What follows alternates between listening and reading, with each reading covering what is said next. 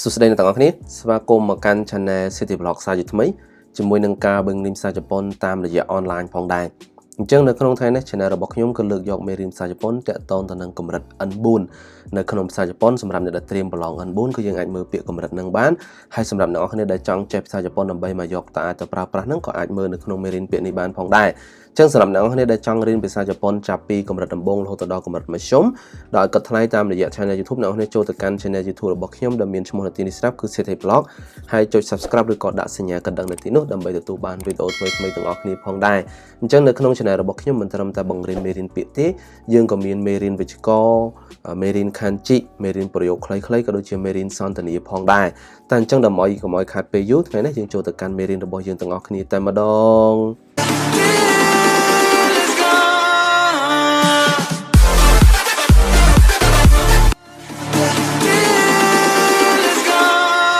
ចឹងមេរៀនពាក្យកម្រិត N4 របស់យើងនៅក្នុងថ្ងៃនេះពាក្យដំបូងគេមានន័យថាកំបិតនៅក្នុងភាសាខ្មែរយើងហើយពាក្យនេះគឺយើងទៅសេជាខាតាកាណានៅខាងលើហើយរកណានៅខាងក្រោមបើសិនបើពាក្យណាជាអក្សរ Kanji ខ្ញុំនឹងទៅសេអក្សរ Kanji នៅខាងលើហើយទៅសេហិរកណារបៀបអាននៅខាងក្រោមផងដែរណាចឹងពាក្យថាកំបិតនៅក្នុងភាសាជប៉ុនគឺយើងអាចនិយាយបានថា knife ណា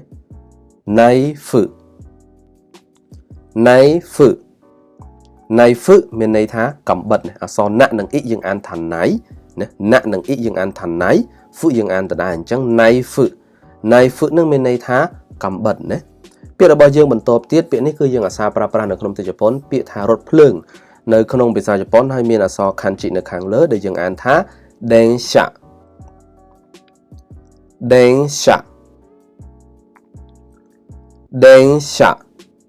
densha ដែលយើងបកប្រែថារថភ្លើងនេះអក្សរដេនិងអឿនយើងអានថា deng ហើយនេះអក្សរសៀនិងយ៉ាយើងអានថា sha ណាជីសាយយ៉ានឹងអញ្ចឹង densha មានន័យថារថភ្លើងណាពាក្យរបស់យើងបន្តទៀតពាក្យថាឡានក្រុងនៅក្នុងភាសាជប៉ុនគឺយើងអាចបានអានបានថា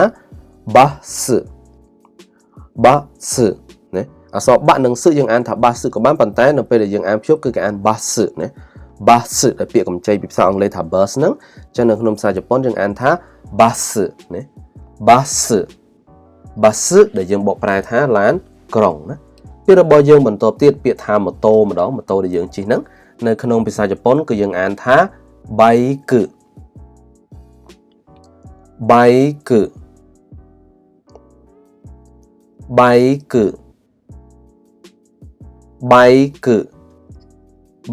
ដែលយើងបកប្រែថាម៉ូតូណាអក្សរបាក់នឹងអ៊ីយើងអានថា bike អក្សរគឺយើងអានដដែលដូច knife ហ្មងអញ្ចឹងពាក្យថា bike មានន័យថាសំដៅលើម៉ូតូណាអញ្ចឹងមានម៉ូតូប្រភេទម៉ូតូធំប្រភេទម៉ូតូយើងកម្លាំង125ឯណាហ្នឹងគេហៅផ្សេងគ្នាប៉ុន្តែជារួមប្រភេទទាំងអស់ហ្នឹងគឺគេហៅថា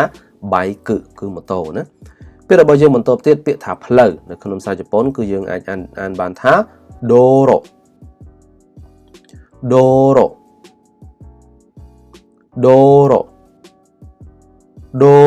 ណាdoro ដែលយើងបកប្រែថាផ្លូវអ្នកនរអាចនឹងឆ្ងល់ថាចុះស្រូបលឺពាក្យថា michi ដែរ michi ក៏ផ្លូវដែរយ៉ាងម៉េចដែរ michi ក៏ផ្លូវ doro ក៏ផ្លូវដែរហើយវាខុសគ្នាបែបណានឹងយើងនឹងបញ្យល់នៅពេលដែលយើងប្រើប្រាស់ប្រយោគសន្ទនាអីជាដើមណាអញ្ចឹងយើងគ្រាន់តែដឹងថា doro ក៏ផ្លូវហើយ michi ហ្នឹងក៏ផ្លូវដែរណាអញ្ចឹងអក្សរ kanji នៅខាងលើនេះអក្សរដកនឹងយើងអានថា do ហើយអក្សររយើងអានដដែលអញ្ចឹង doro ណា doro ដែលយើងបកប្រែថាផ្លូវណាពាក្យរបស់យើងបន្តទៀតពាក្យថាជនបទណាជនបទនឹងសំដៅលើយើងនៅខាងជនបទហើយនឹងរាជធានីភ្នំពេញឯជាដើមហ្នឹងទៅអញ្ចឹងពាក្យថាជនបទនៅក្នុងភាសាជប៉ុនគឺយើងអានថា inaka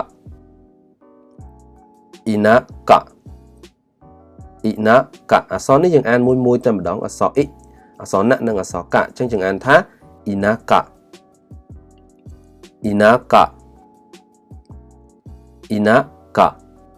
ដែលយើងបកប្រែថាជនបទភាគច្រើនអ្នកនរគ្នានឹងអាសាលឺគេនិយាយថា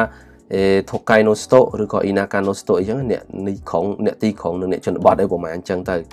ពេលរបស់យើងបន្តទៀតពាក្យថាទីក្រុងគឺយើងអានថា Toshi ណា Toshi ណា Toshi ដែលយើងបកប្រែថាទីក្រុងវាមានពាក្យមួយទៀតដែរពាក្យប៉ុនទៅនឹងទីក្រុងដែរដូចជាពាក្យ Tokai អីជាដើមអញ្ចឹងទៅណាប៉ុន្តែពាក្យនេះគឺ Toshi ហ្នឹងគេសំដៅលើទីក្រុងដែរណា Toshi ពាក្យរបស់យើងបន្តទៀតពាក្យថាគ្រូណាពាក្យថាគ្រូណាឧទាហរណ៍អ្នកនរគ្នាធ្លាប់ចេះពាក្យថាសិនសេហ្នឹងក៏គ្រូដែរតែសម្រាប់យើងហៅហើយនៅពេលដែលការងារខ្ញុំអាជីពខ្ញុំជាគ្រូបង្រៀនហ្នឹងគេហៅពាក្យថា ប្រាជប៉ុនមួយនេះអញ្ចឹងពាក្យថាគ្រូមួយដែរនៅក្នុងភាសាជប៉ុនគឺគេអានថា kyoshi kyoshi kyoshi អក្សរ ki និងអក្សរ chi ខ្សែយកគេអានថា kyo ហើយនឹងយើងអានចេញ kyo ណាហើយអក្សរ si នេះគឺយើងអានដដែលអញ្ចឹង kyoshi kyoshi kyoshi kyoshi ដែលយើងបកប្រែថាគ្រូហើយខុសជាមួយនឹងពាក្យថា sensei sensei ក៏គ្រូដែរតែសម្រាប់កូនសិស្សគាត់ហៅលោកគ្រូអ្នកគ្រូអញ្ចឹងហ្នឹងគេប្រើ sensei ហើយសម្រាប់នៅពេលដែលខ្ញុំណែនាំប្រាប់គេថាអូខ្ញុំជាគ្រូបង្រៀនគឺខ្ញុំនឹងនិយាយថា watashi no shigoto wa kyoshi desu អីអញ្ចឹងណាតនបាននេះអាហ្នឹងគឺ kyoshi នឹងឯងសម្ដៅលើអញ្ចឹងណាពាក្យរបស់យើងបន្តទៀតពាក្យថាបញ្ហាអក្សរ kanji នៅខាងលើហើយយើងអានថា mondai mondai mondai mondai mondai ដែលយើងបកប្រែថាបញ្ហានេះអក្សរមុខនឹងអឿនយើងអានថាមុងអក្សរដាក់នឹងអ៊ីយើងអានថាដៃអញ្ចឹង mondai mondai ដែលយើងបកប្រែថាបញ្ហាពាក្យរបស់យើងបន្តទៀតពាក្យថាសំណេរណាសំណេរឬក៏តែងសេចក្តីអីហ្នឹងនៅក្នុងភាសាជប៉ុនគឺយើងអាចនិយាយបានថា sakubun sakubun sakubun ណា sakubun ដែលយើងបកប្រែថាសំណេរអក្សរស័កនឹងគឺយើងអានថា saku បឺនឹងអឿនយើងអានថាបឿនណាអញ្ចឹង sakubun ណា sakubun ដែលយើងបកប្រែថាសំណេរពាក្យរបស់យើងបន្តទៀតពាក្យថាអំណោយឬក៏និយាយខ្លីទៅឧទាហរណ៍យើងទិញកាដូអីហ្នឹងកាដូឬក៏អីទៅជូនមិត្តភក្តិហ្នឹងអាហ្នឹងគឺអំណោយឬក៏កាដូហ្នឹងនៅក្នុងភាសាជប៉ុនយើងអានថា presento ណា presento presento អក្សរពឹនិងអក្សររេយើងអានថា pure អក្សរ z និងអឿនយើងអានថា zen ហើយអក្សរតយើងអានទៅដែរអញ្ចឹង presento presento presento presento ដែលយើងបកប្រែថាអំណោយឬក៏កាដូណាពាក្យរបស់យើងបន្តទៀតសំដៅលើចូលលុបអ្នកនរគ្នាដឹងហើយពេលដែលយើងសរសេរខ្មៅដៃយើងត្រូវការចូលលុបណាពាក្យថាចូលលុបនៅក្នុងភាសាជប៉ុនគឺយើងអានថា keshi gomu keshi gomu keshi gomu នៅពេលដែលយើងអានជាប់ទៅគឺ keshi gomu keshi gomu keshi gomu ដែលយើងបកប្រែថាចូលលុបណាអក្សរ k និង c យើងអានថា keshi កុនឹងមើយើងអានថា gomu អញ្ចឹង keshi gomu keshi gomu ដែលយើងបកប្រែថាចូលលុបពាក្យរបស់យើងបន្តទៀតពាក្យថាកំជ្រួចអ្នកនរស្គាល់ទេកំជ្រួចដែលយើងបាញ់ទៅខាងលើមេឃហ្នឹងកំជ្រួចនៅក្នុងភាសាជប៉ុនគឺយើងអាចនិយាយបានថា hanabi hanabi hanabi ណាអក្សរ h អក្សរ n និងអក្សរ b អញ្ចឹងយើងអានថា hanabi hanabi hanabi ដែលយើងបកប្រែថាកំជ្រួចណាអញ្ចឹងអ្នកនរនៅជប៉ុនប្រហែលជាអាសាលើពាក្យ hanabi taikai hanabi taikai ហ្នឹងមានពិធីបាញ់កំជ្រួចអញ្ចឹងជាទូទៅនៅបុណ្យរដូវក្តៅនៅជប៉ុនហ្នឹងគឺគេមានកម្មវិធី hanabi taikai ហើយកម្មវិធីបាញ់កំជ្រួចកម្មវិធីបុណ្យភូមិអីគេអញ្ចឹងទៅអញ្ចឹងពាក្យដែលថា hanabi ហ្នឹងគឺសំដៅលើកំជ្រួចហ្នឹងឯងណាពាក្យរបស់យើងបន្តទៀតពាក្យថាដើរមើលផ្កាណាអាហ្នឹងនៅរដូវផ្ការីកពេលដែលយើងណាត់គ្នាទៅមើលផ្កាទៅអីហ្នឹងពាក្យរបស់គេតែម្ដងគឺគេនិយាយថា ohanami ohanami ohanami ohanami ohanami ohanami អក្សរ o អក្សរ h អក្សរ n និងអក្សរ mi អញ្ចឹងយើងអានថា ohanami មានន័យថាសំដៅដើរមើលផ្កាណាពាក្យរបស់យើងបន្តទៀតពាក្យថាសួនច្បារនៅក្នុងភាសាជប៉ុនគឺយើងអានថា niwa niwa niwa អក្សរនេះនិងអក្សរវ៉ាអញ្ចឹងយើងអានថា niwa niwa ដែលយើងបកប្រែថាសួនតែអញ្ចឹងមេរៀន N4 របស់យើងនៅក្នុងថ្ងៃនេះគឺយើងមានអក្សរ kanji នៅខាងលើក៏ដូចជាមានរបៀបអានជា hiragana នៅខាងក្រោមហើយក៏មានបកប្រែជាខេមរៈភាសាខ្មែរយើងនៅខាងនេះផងដែរអញ្ចឹងខ្ញុំនឹងធ្វើការអានដើម្បីឲ្យអ្នករៀនចេះអានហើយនឹងយើងបានចាំពាក្យនឹងទាំងអស់គ្នាផងដែរសម្រាប់ពាក្យណាពិបាកប្រើខ្ញុំនឹងបញ្យល់អំពីរបៀបប្រើប្រាស់ផងដែរតែអញ្ចឹងពាក្យទី1របស់យើងពាក្យថាដើរនៅក្នុងភាសាជប៉ុនគឺយើងអានថា arukimasu arukimasu arukimasu arukimasu មានន័យថាដើរណាដែលយើងមាន kanji នៅខាងលើនេះ arukimasu ណា arukimasu មានន័យថាដើរពាក្យថារត់នៅក្នុងភាសាជប៉ុនគឺយើងអានថា hasirimasu hasirimasu hasirimasu ដែលមានន័យថារត់ណាអក្សរហអក្សរសិអក្សររិអក្សរម៉ាក់និងអក្សរសឹយើងអានថា hasirimasu hasirimasu ដែលយើងបកប្រែថារត់ណាវាផ្ទុយជាមួយនឹងដើរឬគីម៉ាស់ស្មាញ់ដើរ hasirimasu រត់ពាក្យរបស់យើងបន្ទាប់ទៀតពាក្យថារៀនណាពាក្យថារៀននៅក្នុងភាសាជប៉ុនគឺយើងអានថា naraimasu naraimasu ណាអក្សរណាអក្សររៈនិងអក្សរអ៊ីយើងអានថារ៉ៃអញ្ចឹង naraimasu ណា naraimasu ដែលយើងបកប្រែថារៀនអញ្ចឹងអ្នកនរគ្នានឹងឆ្ងល់ថាចុះសេពាក្យថា benkyo shimasu នោះមានន័យថាម៉េច benkyo shimasu ក៏រៀន naraimasu ក៏រៀនដែរណាគាត់ថា naraimasu វិជ្ជាករក្រុមទី1ឬក៏ benkyo shimasu វិជ្ជាករក្រុមទី3អីចឹងទៅលក្ខណៈវាខុសគ្នាជាក្រុមអីចឹងណាប៉ុន្តែពាក្យថា naraimasu ក៏រៀន benkyo shimasu ក៏រៀនដូចគ្នាផងដែរណាទៅមកទៀតពាក្យថាដេកឬក៏គេងនៅក្នុងភាសាជប៉ុនយើងអានថា nemasu nemasu nemasu nemasu ដែលយើងបកប្រែថាដេកឬក៏គេងណាដែលមានអក្សរខាន់ជីនៅខាងលើនេះពាក្យរបស់យើងបន្ទាប់ទៀតពាក្យថាក្រោកពីគេងវិញផ្ទុយជាមួយនឹងពាក្យគេងមាញ់ពាក្យថាក្រោកពីគេងយើងអានថា okimasu okimasu okimasu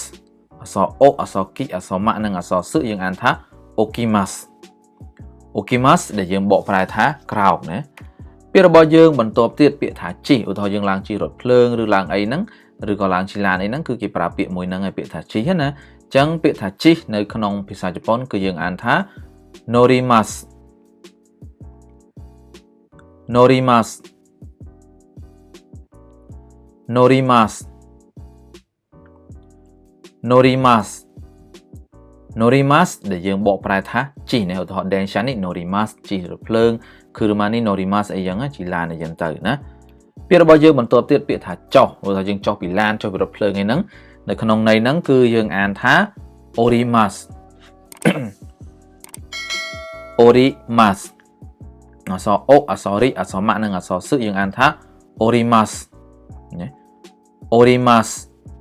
orimasu ដែលយើងបកប្រែថាចុះណាចុះពីរថភ្លើងចុះពីអីហ្នឹងពាក្យរបស់យើងបន្ទាប់ទៀតពាក្យថាដូរយានជំនិះឬក៏ដូរជើងឧទាហរណ៍យើងជិះរថភ្លើងទៅលេងអូសាកាហើយយើងត្រូវដូរជើងនៅតូក្យូសិនអីចឹងឬក៏យើងជិះលេងទៅតូក្យូយើងត្រូវដូរជើងរថភ្លើងនៅទីណាដូរខ្សែដូរជើងហ្នឹងគឺគេហៅថា norikaimasu ណាឬក៏ norikairu norikairu ហ្នឹងមកពាក្យថា norikaimasu វាជាជីសុកេណាអញ្ចឹង norikairu មានន័យថា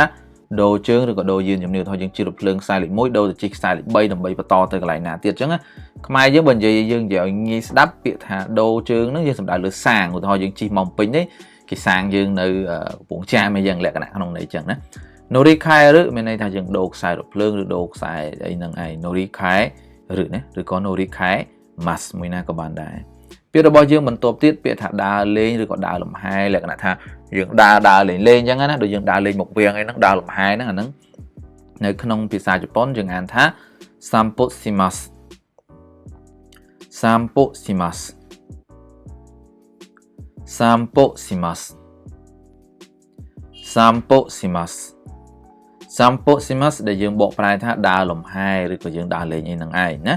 ពាក្យរបស់យើងបន្ទាប់ទៀតពាក្យថា teniki ណា teniki ឧទាហរណ៍ teniki ABA teniki ACDA ជាដើមហ្នឹងពាក្យថា teniki នៅក្នុងភាសាជប៉ុនគឺយើងអានថា ginko ginko ginko ginko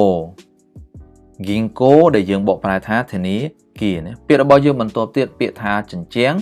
នៅក្នុងភាសាជប៉ុនគឺយើងអានថា kabe kabe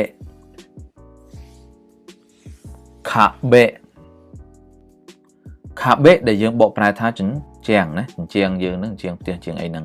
ពាក្យរបស់យើងបន្ទាប់ទៀតពាក្យថាដំបូលណាដំបូលផ្ទះដំបូលអីហ្នឹងដំបូលហ្នឹងគឺយើងអានថាយ៉ាណេយ៉ាណេយ៉ាណេយ៉ាណេដែលយើងបកប្រែថាដំបូលណាពាក្យរបស់យើងបន្ទាប់ទៀតពាក្យថាតែយើងផឹកទឹកតែហ្នឹងនៅក្នុងភាសាជប៉ុនគឺយើងអានថាអូចាអូចាអូចា ô chạ để dương bộ prai thá tài nè biết là bao nhiêu mình tập tiết biết thà tài cả hòm nắng nơi không sai Japan vì miền dương miền khô chạ vì miền ô chạ thật tê nắng mùi khô chạ rồi nắng mùi tụi mà tiết cái miền tài bài to ngay tài tiết nắng á hàng mặt chạy nắng có dương miền chạ nên là không Japan miền khô chạ mà chạo chạy dân từ chẳng biết thà tài cả hòm nơi không sai Japan cứ dương ăn thá khô chạ nè khô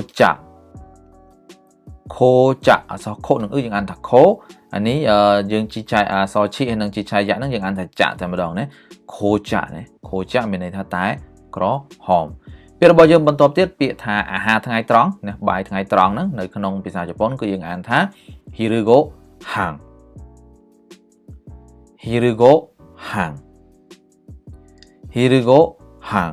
hirugo hàng mình này thà bài thằng ai tròn trong này bây giờ trong đô tập bài paper của bài về nghĩ rằng đô tập hàng một tới hiru nó mình thằng ai tròn trong bậc paper asa mà nhỉ asa của hàng tới bài paper này rồi pe băng mình dùng để trong băng của hàng tới bài pe dùng bài trong hirugo hàng mình này thà bài pe thằng ai ha pe thằng ai nữa biết đó mình tập tiết biết thà từ này từ nơi không bisa Japan cứ dừng ăn thá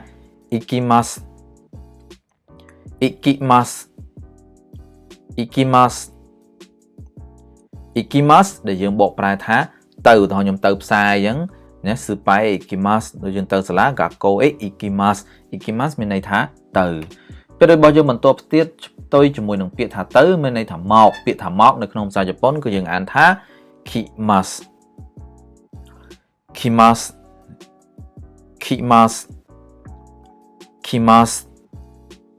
để dừng bộ prai thá mọc nè kimasu mình này thá mọc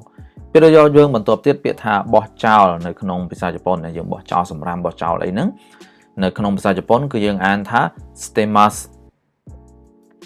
stemasu để miền này thá bỏ chảo này so sự so tệ so mạ nâng so sự dừng ăn thá stemasu để dừng bỏ prai thá bỏ chảo biết là bao giờ mình tập tiết biết thả plap đố nơi không bisa Japan cứ dừng ăn thá kaemasu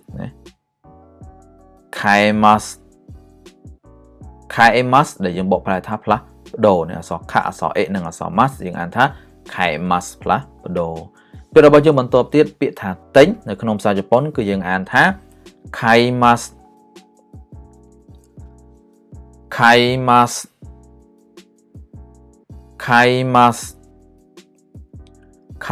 để dừng bộ prai thá tình nhé kaimasu bộ prai thá tình biết là bao giờ mình tập tiết biết thả lụa tôi cho mình được biết thả tính lụa nơi không sai Japan cứ dừng ăn thá urimasu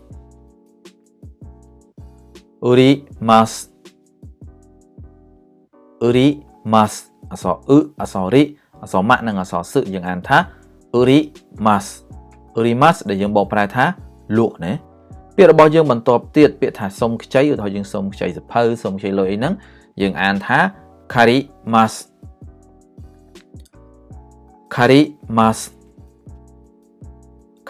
để dừng bộ prai thá sông cháy này karimasu so khả so ri so mạ nâng so sự dừng ăn thá karimasu để dừng bộ prai thá sông cháy này biết là bao giờ mình tập tiết biết thả dừng song rồi thôi dừng sông cháy dập hơi kia dừng song dập hơi kia vĩnh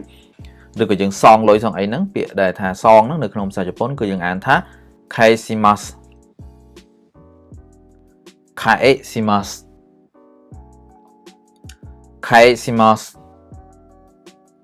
kaesimasu để dừng bộ prai thá song này kaesimasu này thá song tôi mà tiết biết thả trở lọc một vinh này thôi dừng trở lọc một mai với nhau là nhung trở lọc một Japan với nhau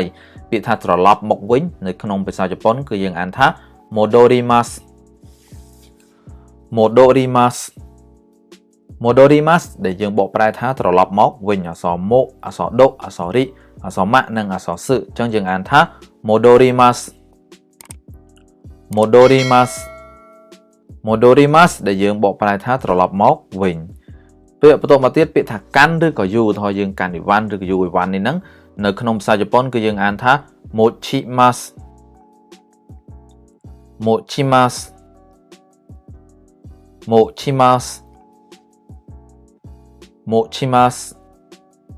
mochimasu để dừng bộ prai thá cănឬក៏យូnày ở so mộ ở so chị ở so mạ nâng ở so sự chẳng dừng ăn thá mochimasu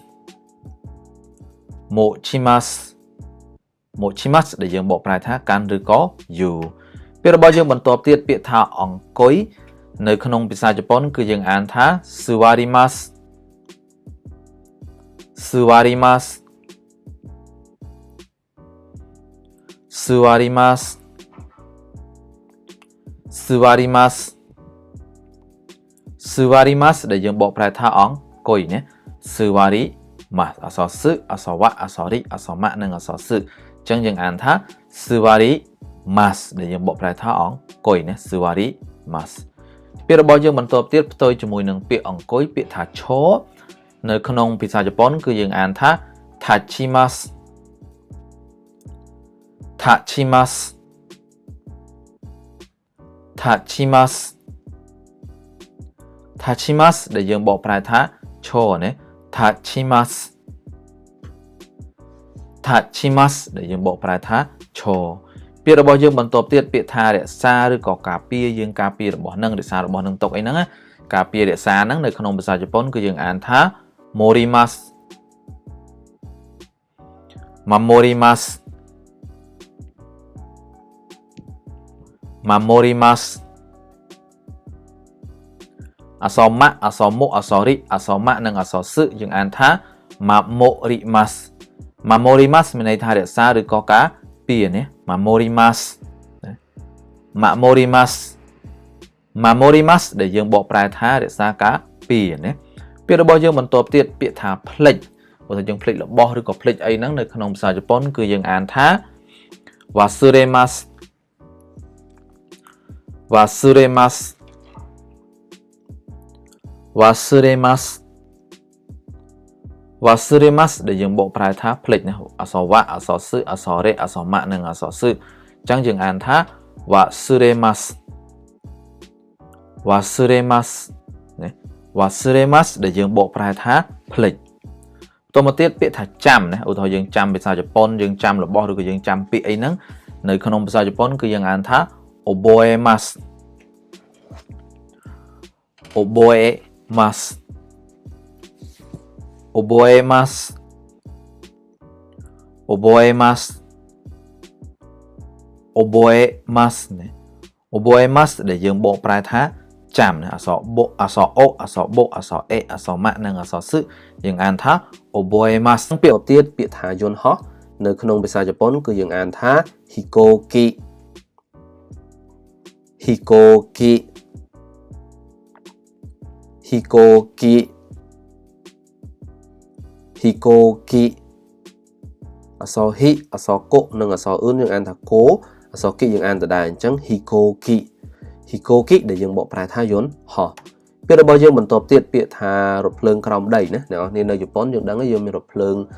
រថលើផ្លូវធម្មតារថលើស្ពានហើយនឹងមួយទៀតគេហៅរថភ្លើងនិយាយខ្លីលើអាកាសលើដីនិងក្រោមដីអញ្ចឹងណារថភ្លើងក្រោមដីភាគច្រើននៅទីក្រុងតូក្យូគឺសម្បូរមែនទែនពីព្រោះអីអាគារខ្ពស់ៗច្រើនអញ្ចឹងគឺគេរត់នៅក្រោមដីវិញអញ្ចឹងពាក្យថារថភ្លើងក្រោមដីគឺយើងអានថា chikatetsu chikatetsu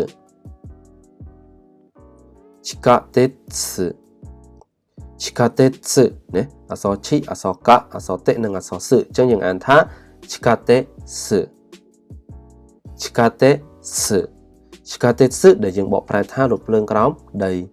ពាក្យរបស់យើងបន្ទាប់ទៀតពាក្យថាកប៉ាល់ណានាវាហ្នឹងនាវាឬក៏កប៉ាល់ហ្នឹងនៅក្នុងភាសាជប៉ុនគឺយើងអានថា fune fune fune fune ដែលយើងបកប្រែថាកប៉ាល់ណាចឹងអ្នកនេះដែលត្រៀមប្រឡង N ឬក៏ត្រៀមប្រឡងតេស្តសមត្ថភាពហ្នឹងកុំភ្លេចមើលអក្សរ kanji ផងនៅពេលដែលចេញនៅលើលំហាត់ប្រឡងឯនោះនេះអាចចំណាំរបៀបអាន kanji នឹងបានអញ្ចឹងណាហើយអ្នករៀនទូទៅក៏ដោយបើសិនបើយើងចង់ចេះជប៉ុនច្រើនគួរតែត្រឡប់មើលអក្សរ kanji ណាអញ្ចឹងពាក្យថា fune ដែលមានអក្សរ kanji បែបនេះគឺយើងបកប្រែថាកប៉ាល់ពាក្យរបស់យើងបន្តទៀតពាក្យថាមិត្តស្រីហ្នឹងគឺនៅក្នុងភាសាជប៉ុនក៏យើងអាចប្រើពាក្យមួយនេះបានដែរថា kanojo kanojo kanojo kanojo ដែលគេបកប្រែថាមិត្តស្រីផ្ទុយជាមួយនឹងពាក្យ kanojo គឺពាក្យ kare kare ហ្នឹងមានន័យថាមិត្តប្រុសចំណែក kanojo គឺសំដៅលើមិត្តស្រីណាពាក្យរបស់យើងបន្តទៀតពាក្យថា lan taxi គឺយើងអានបែបហ្នឹងតែម្ដងនៅក្នុងភាសាជប៉ុនគឺយើងអានថា taxi ណា អក្សរតនិងអក្សរគឺយើងអានថាថាគឺអក្សរស៊ីនៅបាសគឺយើងអានថាស៊ីតែម្ដងអញ្ចឹង taxi taxi បើយើងអាន taxi ទៅទេអត់ចេញទេអញ្ចឹង taxi ណា taxi សំដៅលើឡានតាស៊ីណា taxi ពាក្យរបស់យើងបន្តទៀតពាក្យថាសប្តាហ៍មុនឬក៏អាទិត្យមុនណានៅក្នុងភាសាជប៉ុនគឺយើងអានថា sensu sensu sensu sensu ដែលយើងបកប្រែថាអាទិត្យមុនឬសប្តាហ៍មុនអក្សរសិនិងអឿនយើងអានថា sen អក្សរសិនិងជីសាយយើងអានថា su ហើយនឹងអ៊ឺយើងអានថា shu អញ្ចឹង sensu sensu ដែលយើងបកប្រែថាអាទិត្យមុនឬក៏សប្តាហ៍មុនចំណែកពាក្យថាខែមុននៅក្នុងភាសាជប៉ុនគឺយើងអានបានថា sengetsu sengetsu sengetsu sengetsu ដែលយើងបកប្រែថាខែមុនណាអក្សរសេនឹងអឿនយើងអានថា sen អក្សរ ge និង su យើងអានថា getsu អញ្ចឹង sengetsu sengetsu ដែលយើងបកប្រែថាខែមុនពាក្យរបស់យើងបន្តទៀតពាក្យថាកង់ណានៅក្នុងភាសាជប៉ុនគឺយើងអាចអានបានថា jitensha jitensha jitensha jitensha អក្សរជីអក្សរតេនិងអ៊ឺនឹងអានថាតេងអក្សរស៊ីនិងជីសាយយើងអានថាសាអញ្ចឹង jitensha jitensha ដែលយើងបកប្រែថាកង់ណាពាក្យរបស់យើងបន្តទៀតពាក្យថាផ្សារទំនើបឬក៏ផ្សារដែលយើងទៅទិញអីវ៉ាន់ទិញអីក្រៅពីម៉ាតហ្នឹងក្រៅពី company ហ្នឹងគឺពាក្យមួយទៀតដែលយើងអាសាទៅទិញបន្លែទិញសាច់អីហ្នឹងនៅក្នុងភាសាជប៉ុនគឺគេហៅថា super super super អក្សរសឹកនៅបាសគឺគេអានថាសឺអក្សរប៉នៅបាសគឺអានថាប៉ាអញ្ចឹង super super ដែលយើងបកប្រែថាផ្សារទំនើបឬក៏ផ្សារទិញអីវ៉ាន់ផ្សារលក់អីវ៉ាន់នេះហ្នឹងពាក្យរបស់យើងបន្តទៀតពាក្យថាចណ្ដើរនៅក្នុងភាសាជប៉ុនគឺយើងអានថា kaidan kaidan kaidan kaidan ដែលយើងបកប្រែថាចណ្ដើរអក្សរខនិងអក្សរអ៊ីយើងអានថា kai ដាក់នឹងយើងអានថា dan អញ្ចឹង kaidan ដែលមានន័យថាចណ្ដើរពាក្យរបស់យើងបន្តទៀតពាក្យថាថ្ងៃកំណើតឧទាហរណ៍គេសួរថ្ងៃកំណើតឯងថ្ងៃណាអញ្ចឹងណាអញ្ចឹងពាក្យថាថ្ងៃកំណើតយើងអានថា tanjobi tanjobi tanjobi tanjobi ដែលយើងបកប្រែថាថ្ងៃកំណើតណាអក្សរ kanji មាននៅខាងលើ tanjobi មានន័យថាថ្ងៃកំណើតតមកទៀតពាក្យថាធម្មតាធម្មតានៅក្នុងភាសាជប៉ុនគឺយើងអាចនិយាយបានថា futsu futsu futsu អក្សរ fu អក្សរ su នឹងអ៊ឺយើងអានថា su អញ្ចឹង futsu futsu futsu ដែលយើងបកប្រែថាធម្មតាពាក្យរបស់យើងបន្តទៀតពាក្យថាឆ្នាំក្រោយឧទាហរណ៍ឆ្នាំហ្នឹង2024ឆ្នាំក្រោយ2025ហើយអញ្ចឹងពាក្យថាឆ្នាំក្រោយនៅក្នុងភាសាជប៉ុនគឺយើងអាចនិយាយបានថា rainen rainen rainen rainen rainen rainen ដែលយើងបកប្រែថាឆ្នាំក្រោយនេះអក្សររៈនឹងអ៊ីយើងអានថា rai អ្នកនឹងអ៊ឺនយើងអានថា nen អញ្ចឹង rainen ដែលយើងបកប្រែថាឆ្នាំក្រោយពាក្យរបស់យើងបន្តទៀតពាក្យថាសម្រាប់នៅក្នុងភាសាជប៉ុនគឺយើងអាចនិយាយបានថា yasumi yasumi yasumi yasumi ដែលយើងបកប្រែថាសម្រាប់នៃអក្សរយៈនិងអក្សរសឹអក្សរមិ yasumi មានន័យថាសម្រាប់ពាក្យរបស់យើងបន្តទៀតពាក្យថាសម្រាប់ពេលថ្ងៃឧទាហរណ៍ថាយើងធ្វើការពីព្រឹកអញ្ចឹងយើងត្រូវសម្រាប់បាយថ្ងៃអញ្ចឹងសម្រាប់ពេលថ្ងៃនៅក្នុងភាសាជប៉ុនគេនិយាយថា hiru yasumi hiru yasumi hiru yasumi អក្សរ hi និងអក្សររឹយើងអានថា hiru ពេលថ្ងៃណា yasumi មានន័យថាសម្រាប់នៅពេលដែលយើងអានជួបគ្នាទៅ hiru yasumi hiru yasumi ដែលយើងបកប្រែថាសម្រាប់ពេលថ្ងៃតែអញ្ចឹងពាក្យរបស់ខ្ញុំនៅក្នុងថ្ងៃនេះគឺមានតែប៉ុណ្្នឹងទេសម្រាប់អ្នកនរគ្នាដែលរៀនពាក្យភាសាជប៉ុនកម្រិត N4 ហ្នឹងសិនបើអ្នកនរគ្នាមិនទាន់ការអានឬមិនទាន់ការបញ្យល់កន្លែងណាមួយ អាច comment សួរនៅខាងក្រោមនេះបានខ្ញុំនឹងធ្វើការបកស្រាយនៅតាមក្រោយហើយប្រសិនបើមានការខុសឆ្គងឬក៏អានមិនត្រូវកន្លែងណាមួយក៏សូមធ្វើការខន្តីអភ័យទោសពីសំណាក់រៀនច្បងផងដែរខ្ញុំក៏ទទួលការយករិះគន់ដើម្បីស្ថាបនាផងដែរអញ្ចឹងសម្រាប់អ្នកនរដែលចង់ទទួលបានវីដេអូថ្មីៗបន្ថែមទៀតកុំភ្លេចចូលទៅកាន់ channel YouTube របស់ខ្ញុំដែលមានឈ្មោះនៅខាងក្រោមនេះស្រាប់គឺ City Blog ចុច Subscribe ឬក៏ដាក់សញ្ញាកណ្ដឹងនៅទីនោះដើម្បីទទួលបានវីដេអូថ្មីៗទាំងអស់គ្នាផងដែរអរគុណច្រើនចំពោះការតាមដានវីដេអូមួយនេះអរគុណច្រើនជួបគ្នានៅវីដេអូក្រោយអរគុណច្រើនបាយបាយ